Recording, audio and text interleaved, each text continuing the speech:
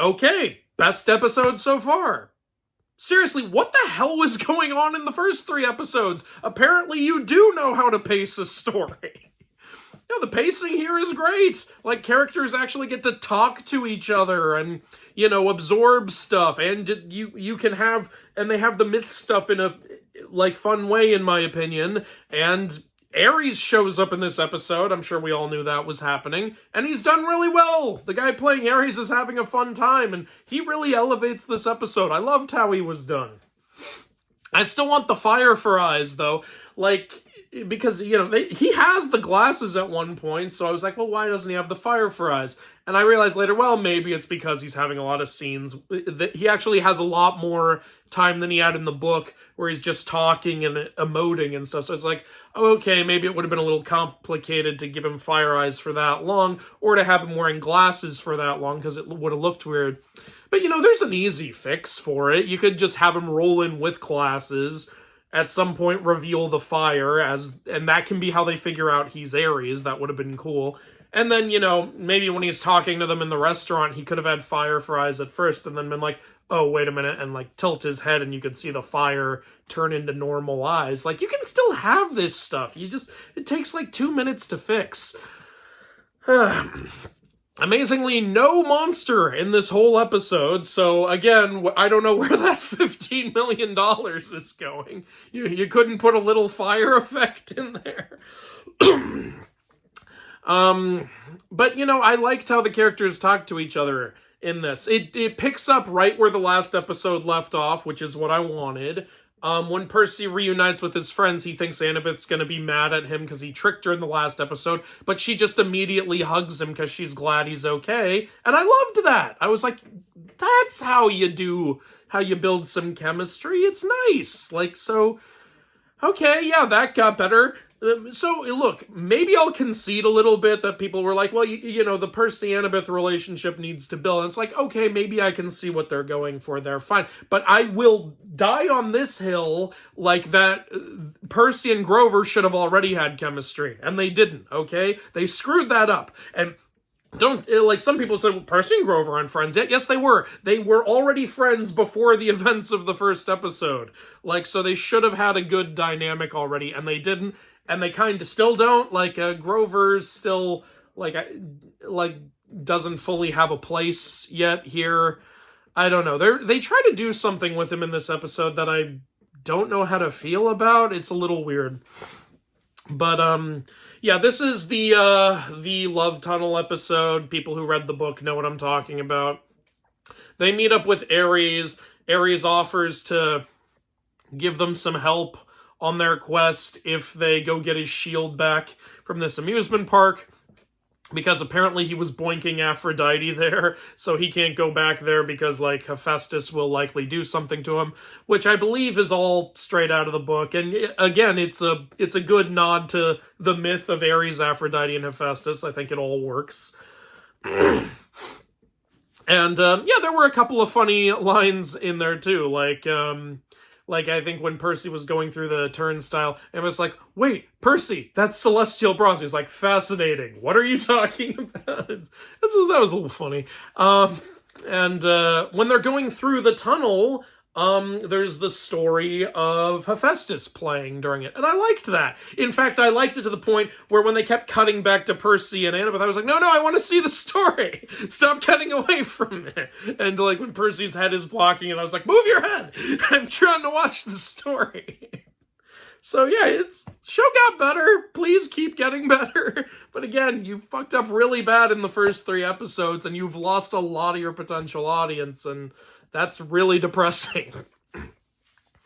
For example, because you have Ares being such an entertaining character in this with great lines where they come in and they're like, what are you doing? He's like, hold on, I'm starting a fight on Twitter. I was like, yes, I love that. That's hilarious. That's Ares right there.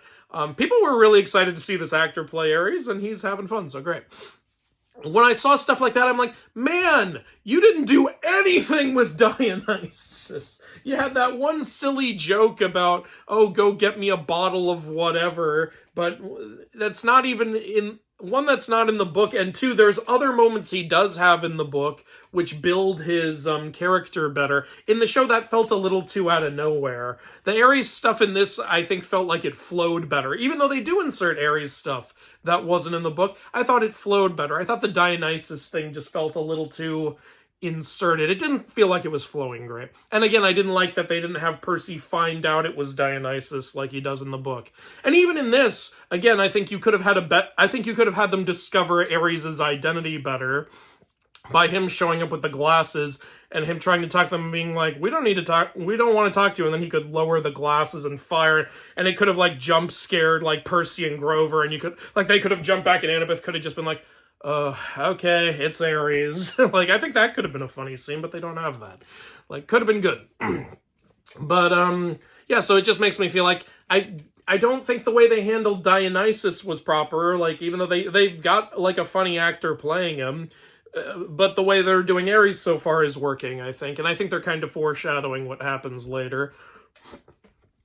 And then when they go through the tunnel, though, there is one thing that they change. In the book, correct me if I'm wrong, don't a whole bunch of spiders come out? Like, a ton of spiders come out, and it reveals Annabeth is afraid of spiders, and Percy has to, like, help her through it and, like, console her. So in this, instead of that, they don't have that scene at all. They instead have, like, Hera's golden throne, which I thought could have been a little more extravagant. It looked a little basic, but it does have peacocks on it, so that's kind of cool. They have Hera's golden throne, and they know, okay, one of us has to sit on the throne in order for the shield to drop, and whoever sits on it probably isn't going to be able to get back up. They don't even really try to get the shield down. It's kind of funny, like, you guys aren't going to try anything? You're surrounded by water. Percy has water powers. Why don't you try something? But so Percy decides, okay, I'm going to sit on the throne, you take the shield and go. He's trying to, like, sacrifice himself again, but Annabeth refuses to leave because she says, you know, the gods are so selfish, but Percy's not like that, so I don't want to leave him. And that's not a bad scene. That's not badly written. Here's what I think, though. I think you missed out on a really great opportunity to build to that better. I think you should have had the spider scene still happen first. Like, just add 5 minutes to the episode. This is like a 35-minute episode. Just add 5 minutes, have the spiders come out first and chase them, and then get away from the spiders, but Annabeth, like, having a panic attack, and Percy calming her down and hugging her and helping her through it. And, like, it's great because it's a good moment of vulnerability for Annabeth, and it's a moment that builds their friendship. Like, you could have had that of Percy calming her down and making her feel better, and then you have the Golden Throne scene after that, and then we would believe all the more that there's no way she's leaving him behind, and that she believes in his kindness because of what he just did for her. Yes, I know he did something for her in the last episode. I'm just saying you could have built it even more. You could have really developed their friendship there. And it was a missed opportunity. All you need to do is add 5 minutes. These episodes are too damn short. I hate how short these episodes are. But, it was still fine overall. Like, Hephaestus shows up. He wasn't in the book, but he shows up here. He's played by an actor I really like, who played the king in Gallivant. I don't know his name, but I love this guy. And he does a good job. And also, it was a convincing, Hephaestus where comes in, and at first he's hard. He's like, I'm not going to let people take advantage of me. And it's like, yeah, Hephaestus has been through a lot. But then when he sees that Annabeth cares about Percy, and she's talking about how selfish the gods are, but she won't leave him behind, you actually see, they show Hephaestus being like, well, you know, I don't want to always be like that, and he lets him go. And it's nice. Like, I like that scene. We were joking, though, when, Hephaestus said to Annabeth, I'll put in a good word for you with your mother. And I yelled out, she might be a little mad at me because I shot my seed all over her leg 1,000 years ago. I don't know how much weight my word carries with your mother. That's a myth a lot of people don't know about. But yeah, so that storyline was decent. If you had the spider scene in there, I think you would have connected with the audience a lot more. So that's the only thing I feel about that. Now, one thing they keep doing is cutting back to Grover and Ares. And Grover, like, plays to Ares' ego because he's trying to get info out of him. Now, that specific scene I don't think was in the book, but there are a lot of scenes like that in the book, of the heroes playing to a deity's ego or getting them to keep talking in order to get info out of them. So it's very Riordan-esque having that scene in there. But it leads to something I don't know what to think about. The episode ends with Grover looking at Percy and Annabeth and saying, "I know who stole the bolt." And I'm like, where are we going with this? Because, first of all, I'm just going to say, first thoughts, I don't like that. And let me tell you why.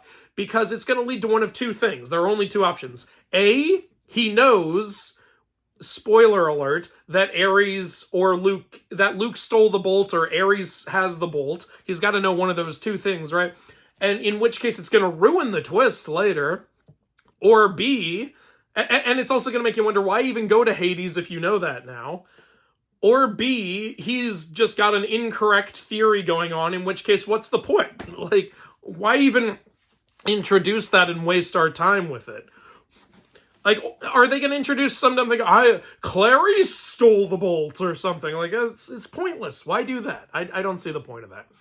It looks like they're getting on the truck from the book. Like, are they going to have the scene with the zoo animals? Because actually, the scene with the zoo animals in the book, in my opinion, if there was anything you need to cut out, that would be the easiest thing to cut out. Honest to God. Like, it looks like the next episode is Hotel Lotus. Here's something I'm really worried about. I don't think they're going to have Procrustes in the show. And that sucks because Procrustes is such a lesser-known character. I remember being so happy to see him when I read the first book. I was like, no one ever does anything with Procrustes. I don't think he's going to be in the show. I'll be happy if he is, but I don't think he will be. Like, so many people don't know about that character, and one of the things I really love about Riordan's work is how he'll use characters people have never heard about, which is something I've really appreciated about these Trials of Apollo books, which I just finished this series. You're going to get a video on that soon. Please watch that video. Watch my book reviews. But, yeah, it's, so that ending I wasn't sure about. It felt a little weird. And I am worried with the limited amount of episodes and how short they all are that we're not going to get Procrustes. Because I think my prediction is next episode, Hotel Lotus episode, and episode 7, Underworld episode, and then episode 10, just, finale episode. Like, I don't think we're getting Procrustes. I don't see where they'd have time for him, and it really bums me out. They also said Hermes hangs out at the Hotel Lotus, which confuses the hell out of me. I'm like, wait, Hermes hangs out at a place that actively traps people and saps away their lives? He doesn't have a problem with that? I know the gods are assholes, but are they that much of assholes in the modern day in the Percy Jackson series?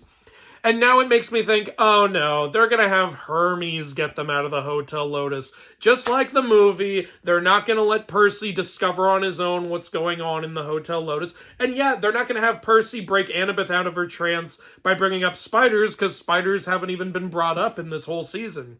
So I hope I'm wrong. Maybe I'm wrong. But that's where I think it's going. I think Hermes is going to bust Percy out of his trance. Yeah. So, really, in my opinion, this episode shows in a lot of ways just how much better the first 3 episodes could have been, and how these episodes could really benefit from being just a little longer sometimes. You want my honest opinion? You needed 2 Camp Half-Blood episodes. You needed 2 episodes at the camp, and the first episode of the series, you know what I think. It was so rushed, everything got thrown in so fast, and stuff just happened out of nowhere. One of the better things about this episode is stuff didn't just happen. Stuff was built up. They said, okay, now we need to go here, and you see them going in, and you see them experiencing it and going through it. Can you imagine if it just was like, Ares was like, I need you to get my shield, and it just cuts to them right in front of the shield? That would be the pace of the first 2 episodes. Like, that would have been really lame. But yeah, it just really... It really showcases some of the problems, but their chemistry is getting better. Percy and Annabeth's chemistry is getting better. Still, like, all 3 of the child actors, they're not, like, like giving us like Oscar-worthy acting or anything, but these are 12-year-olds. Maybe I'm expecting a little too much, but it is better than it was early on. You know, something that Shane and I talked about, and that I've seen in the comments quite a bit, that I actually really agree with, is I do think the best way to adapt Percy Jackson into a show would have been to do an animated show, because you know, then, you know, you could like have like the monsters show up and it would be a lot cooler, and then sets could look a lot cooler, and you wouldn't have like fake looking effects and stuff. Sets, of course, it's animated. You know what I mean? Environments would look a lot cooler. Can you imagine what they could have done in an animated show with a $15 million budget per episode? And, you know, like, you know, say what you want about Disney, but their animation never really looks bad. I haven't seen Wish. I don't know if it looks bad in that or not. But Disney animation tends to look really good. So I really wonder what a, like, Disney Plus animated Percy Jackson show could have looked like and felt like. But maybe the pacing still would have been terrible, so it still wouldn't have gone very well at the beginning. And I know a lot of people say, look, the first couple episodes had to be insanely fast-paced so they could get to the damn story already. And it's like, okay, first of all, those first 2 episodes are part of the story, and establishing your main characters and your stakes in a way that connects with your audience and your audience really enjoys is what gets them to be invested for the rest of the story. To bring this movie up again, Godzilla -1. By the time Godzilla showed up, I cared so much about all the characters in the movie that I was legitimately worried about them dying, unlike in any other Godzilla movie, where I'm like, yeah, kill them all. You know, so that's part of the problem. The first 2 episodes of a show are some of the most important. You really needed to execute those well. I still really don't think they did, and it's a problem. And it bums me out, because I see the show getting better now, and now I feel like a ton of your audience isn't going to get to those better parts. And come on, can't we all agree that that's a little sad? That a ton of the audience has dropped off and they're not going to get to the better parts of the show? I'm glad to see it getting better, because I want the Hotel Lotus to be really cool, and I want the Underworld to be really cool. I'm really interested to see what Hades is going to be like. So I'm hopeful, but I'm also sad about past problems. And there are still problems here and there. Like, there's still stuff that could be a whole lot better.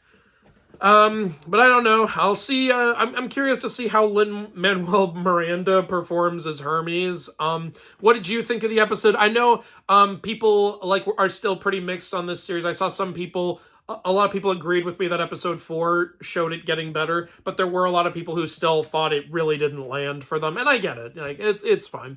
Yeah, feel free to talk about it. Again, just be civil with each other. People have been fighting like crazy about this series, and like it's sad to see the community so split apart. But like, you know, just be nice, just get your point across fairly, and I think we can get through this. Anyway, yeah, I think that's about all I gotta say. I don't know how to end videos.